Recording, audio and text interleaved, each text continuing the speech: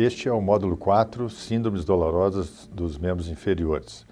Esta aula é sobre as síndromes clínicas. Existem várias patologias que acometem a articulação do joelho, vamos discutir aqui um pouco em relação a cada uma delas. A dor anterior do joelho, a artrose, as artrites reumáticas, a artrite séptica, as bursites e tendinites, a síndrome do trato iliotibial, a osteocondrite e a osteonecrose, o menisco discoide, os tumores e a síndrome de dor complexa regional. Em relação à dor anterior do joelho, esta é uma das mais frequentes queixas que encontramos no consultório e que acomete a população do modo geral. Consiste na sobrecarga da articulação patelofemoral. A articulação patelofemoral, relembrando, é parte da borda anterior da articulação do joelho, formada pela patela, que se desloca no trilho da tróclea durante os movimentos de flexo e extensão da articulação. Aqui na fotografia, notamos um desenho de uma área em que está acontecendo uma sobrecarga da articulação e uma degeneração da sua cartilagem. Esta, entre outros fatores englobados, se consiste nessa síndrome. Basicamente, existem três características principais: o sobrepeso corporal, a disfunção entre a musculatura extensora, principalmente o quadríceps, e a musculatura flexora do joelho, e os esforços relacionados à atividade de trabalho e às atividades do dia a dia de lazer. Essas três situações elas são fundamentais de serem identificadas e corrigidas para que o tratamento ideal aconteça. Os pacientes, então, devem ser orientados em relação à redução do peso corporal, em realizar um trabalho de recuperação da força e da flexibilidade da sua musculatura e de evitar esforços e rever rotinas de trabalho, rotinas esportivas, para se adequar à sua capacidade física, à sua complacência corporal, evitar sobrecargas dessa articulação. Em relação à artrose, outro componente importante da degeneração articular, nós temos dois tipos. Nós temos a artrose primária, que tem uma característica de ser idiopática, com um alto grau de influência genética familiar.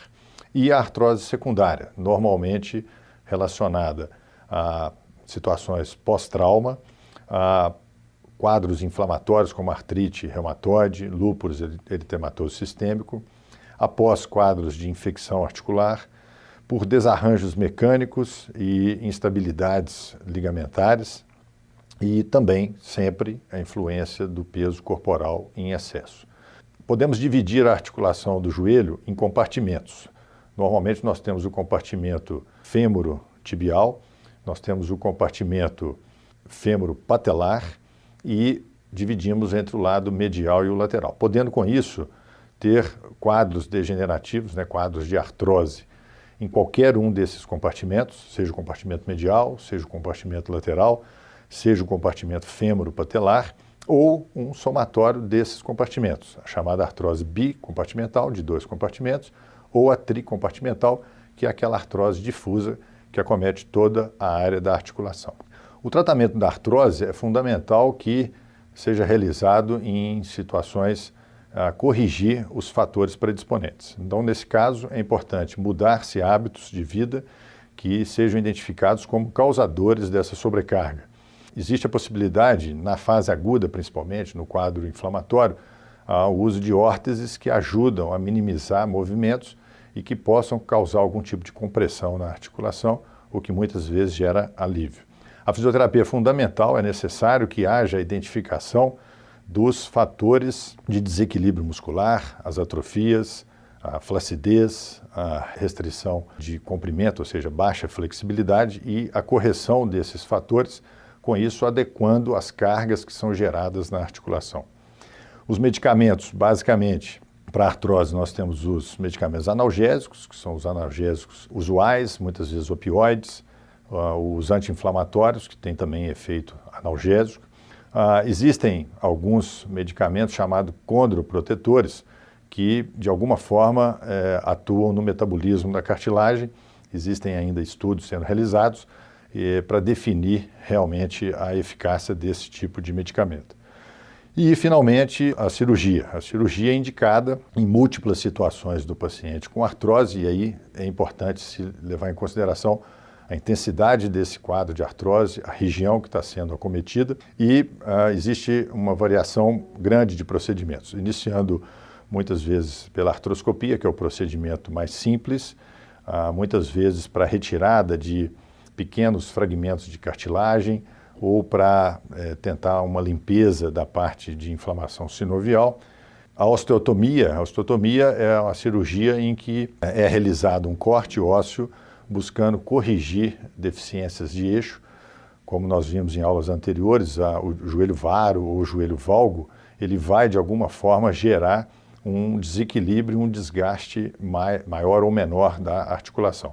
Corrigir esse desvio é a chamada osteotomia, e é realizada em algumas situações. E a artroplastia, que é a troca da superfície gasta da articulação por um componente artificial. Ela pode ser parcial, ou seja, de apenas um dos componentes, como pode ser também total da articulação do modo geral. Aqui um exemplo na figura da osteotomia, ou seja, um desenho do joelho varo, em que a tíbia ela tem essa conversão para fora, é realizado um corte ósseo na sua parte proximal da tíbia, feito um valgismo, um deslocamento da tíbia no sentido valgo, para transferir a carga que está excessiva de um lado para o outro lado que está normal. E a artroplastia, aqui também um desenho, uma cirurgia, mostrando as peças metálicas que são colocadas na articulação para substituir fêmur, tíbia e eventualmente a patela. Em relação à artrite, nós temos a mais frequente, a artrite reumatoide, a figura das mãos típicas, as deformidades que são geradas nas articulações pela doença reumática. As articulações do joelho são frequentemente lesionadas, é uma patologia de uma doença sinovial, existe um processo inflamatório, a produção de enzimas condrolíticas que vão degenerando a cartilagem. Os pacientes normalmente evoluem com dor, inchaço articular, um processo inflamatório.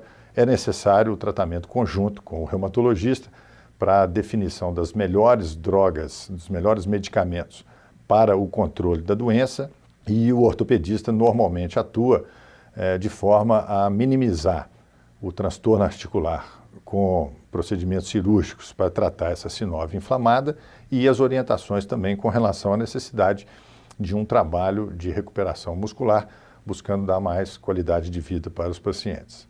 A artrite séptica, o processo infeccioso, ele pode ser bacteriano, gonocócico e não gonocócico, ele pode ser também bacteriano crônico, como a tuberculose, quadros viróticos e, eventualmente, infecções fúngicas. São quadros normalmente comuns em pacientes na faixa etária menor, ou seja, crianças e adolescentes, pré-adolescentes. É raro em adultos, normalmente apenas em pacientes com algum tipo de insuficiência imunológica, e o tratamento exige uma abordagem rápida. Normalmente é necessário o tratamento cirúrgico, e o mais adequado que seja feito em poucas horas após o diagnóstico ter sido feito, de forma a proteger a articulação da ação deletéria desses agentes.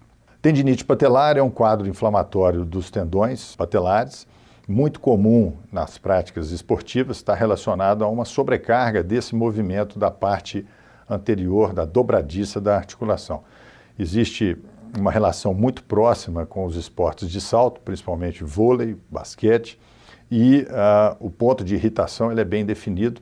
É necessário no tratamento seguir esse mesmo raciocínio de correção do desequilíbrio muscular, do controle de peso e, no caso dos atletas, principalmente uma revisão de treinamento e um controle sobre a intensidade que esses esportes estão sendo realizados. Normalmente a inflamação ela segue um quadro, inicialmente é chamada tendinite, que é o quadro inflamatório. Quando começa a ter já uma degeneração identificada nos exames, denominamos tendinose, e quando há uma descontinuidade pela fraqueza desse tendão, a ruptura que pode ser parcial e total. Outro ponto importante e comum é a síndrome do trato iliotibial.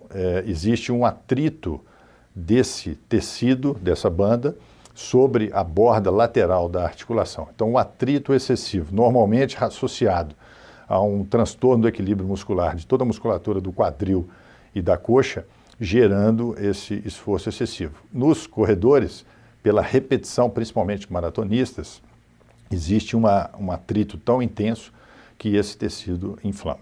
É necessário, nesses casos, uma correção também dos fatores de desequilíbrio muscular, orientações, avaliação da pisada, a forma tênis adequado para a prática esportiva, e nesse conjunto, normalmente, a resposta é favorável com o tratamento conservador, podendo acontecer, em alguns casos mais raros, a necessidade de um tratamento cirúrgico. A osteocondrite e a osteonecrose são outras patologias relacionadas à superfície osteocondral da articulação do joelho. Normalmente, a osteocondrite é de pacientes na faixa etária entre 10 e 20 anos, ela é mais frequente no sexo masculino, dor que normalmente ela é progressiva, eventualmente episódios de inchaço, derrame articular e, em algumas situações, quando o fragmento se solta, a possibilidade de um travamento da articulação. A osteonecrose já é uma patologia também dessa superfície osteocondral, mas já relacionada a pacientes numa faixa etária maior, que pode ter tanto uma situação idiopática quanto secundária a determinadas doenças. Ela, histologicamente, é caracterizada por uma necrose de uma determinada área intraarticular.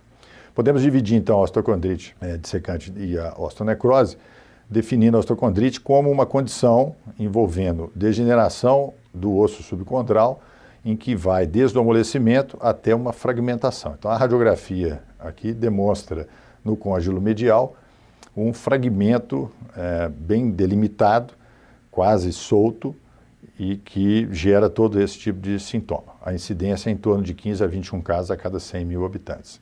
Ela pode acometer a articulação como um todo. No desenho vemos aqui uma série de possibilidades. Na região lateral do côndilo medial é a mais frequente, mas pode acometer qualquer uma dessas regiões do joelho, mas o mais frequente é essa primeira opção, cerca de 70%. A osteonecrose, ela foi descrita em 1968 e ela tem dois tipos, a osteonecrose espontânea e a osteonecrose secundária. Tem características diferentes, o diagnóstico nem sempre é muito fácil. A osteonecrose espontânea, e aqui a sigla em inglês, Spontaneous Osteonecrosis of the Knee, normalmente são mulheres próximas aos 60 anos de idade, que já têm algum tipo de osteoporose e que referem uma sobrecarga, muitas vezes um evento traumático, mas de pequena monta. Existem teorias, a teoria mais aceita é que aquela região fragilizada sofre microtraumas que evoluem para uma fratura por insuficiência, na sequência um edema medular que pode muitas vezes aumentar muito a pressão daquela região, gerando uma isquemia e consequentemente uma osteonecrose que dá uma sequência em todo esse processo. Radiologicamente e clinicamente, o paciente com normalmente a história de uma dor aguda num determinado compartimento do joelho, piora com o apoio e principalmente subir e descer escadas, piora à noite, o derrame normalmente é pequeno e há uma redução na amplitude de movimentos. Comparando-se as duas situações, a gente vê nitidamente. Então, esse quadro mostra que há alterações em praticamente todas as situações. Então, a idade na osteonecrose secundária, pacientes mais jovens, o início da dor normalmente em uma é agudo, no outro é gradual, o acometimento bilateral é mais frequente na secundária, o número de lesões normalmente é múltiplo na osteonecrose secundária, o tamanho das lesões é maior, o local é maior no fêmur e na tíbia, no quadril é muito raro a osteonecrose espontânea e comum na osteonecrose secundária. Os fatores associados e as doenças associadas na osteonecrose espontânea é praticamente nenhum. Já na secundária, sempre há uso de alguma dessas drogas, o corticoide ou o uso de álcool em excesso, tabaco, e associadas doenças como lúpus e anemia falciforme e doença de Gaucher. As alterações vasculares, elas normalmente vêm nessa sequência fisiopatológica, o uso crônico de corticoide, associando aí a um aumento da pressão intraóssea, isquemia e a osteonecrose. Com relação ao menisco discoide, o menisco discoide ele se apresenta com uma má formação ou uma não formação do seu orifício central. Aqui a fotografia mostra esse tipo de menisco, vocês veem que há uma praticamente ausência da superfície central. Aqui no desenho um exemplo, no rosa mais claro, o menisco normal, o menisco já com um fechamento dessa sua parte central, que é o chamado incompleto, e quando não há esse orifício central, quando o menisco preenche completamente a superfície da tíbia, que é o chamado completo. A ressonância magnética ela ajuda bastante numa definição. Vocês veem, seguindo os cortes da ressonância, que o menisco aparece em todos eles, sinal de que aquela superfície que era para não ter o menisco, apresenta o menisco. É comum em algumas situações um outro tipo de menisco discóide chamado menisco de Vriesberg, onde há um ligamento preso a esse menisco, é o tipo que mais causa queixas nos pacientes de dor e eventualmente bloqueios articulares. Em relação aos tumores, apenas aqui uma introdução em relação à multiplicidade de opções. A articulação do joelho é sede frequente de tumores benignos e malignos. Então, saber identificar bem, conhecer os diagnósticos diferenciais para que a gente possa buscar uma propedêutica adequada através da história, um exame físico e de uma imagem adequada. Então existem os mais frequentes benignos, que são os lipomas, os fibromas, os cistos, os encondromas e as células gigantes, e os malignos mais frequentes, o osteosarcoma, condrosarcoma, fibrosarcoma e histiocitoma. Com relação aos diagnósticos diferenciais, são diversos. Os mais importantes, a infecção, o trauma, distúrbios circulatórios, anomalias congênitas de desenvolvimento, doenças metabólicas e distúrbios sinoviais. Existem várias lesões pseudotumorais, partindo desde o hematoma, ruptura muscular, até osteomielite. Com relação à síndrome de dor complexa regional, aqui finalizando, os sinais são a dor desproporcional à lesão, recuperação fora do tempo esperado, uma disfunção do quadro simpático, e alterações tróficas, como atrofia muscular, a desmineralização óssea. São vários os sintomas típicos dessa patologia, como a ardência, sensibilidade ao frio, alterações na temperatura de pele, alterações na textura, com aumento da sensibilidade, formação alterada dos pelos, rigidez articular, inchaço, espasmos, mobilidade reduzida. Essa síndrome, claro, pode acometer qualquer região do corpo e nessa região tem que também ser um quadro a se pensar. Aqui uma fotografia da paciente, vocês veem do lado esquerdo, um aumento de volume, a pele translúcida, muito sensível, dificuldade do apoio, que dá característica a essa síndrome. O tratamento é o bloqueio simpático, os analgésicos, os opioides, os anti-inflamatórios, fisioterapia prolongada e um suporte psicológico que é extremamente importante. Muito obrigado a todos, até a próxima.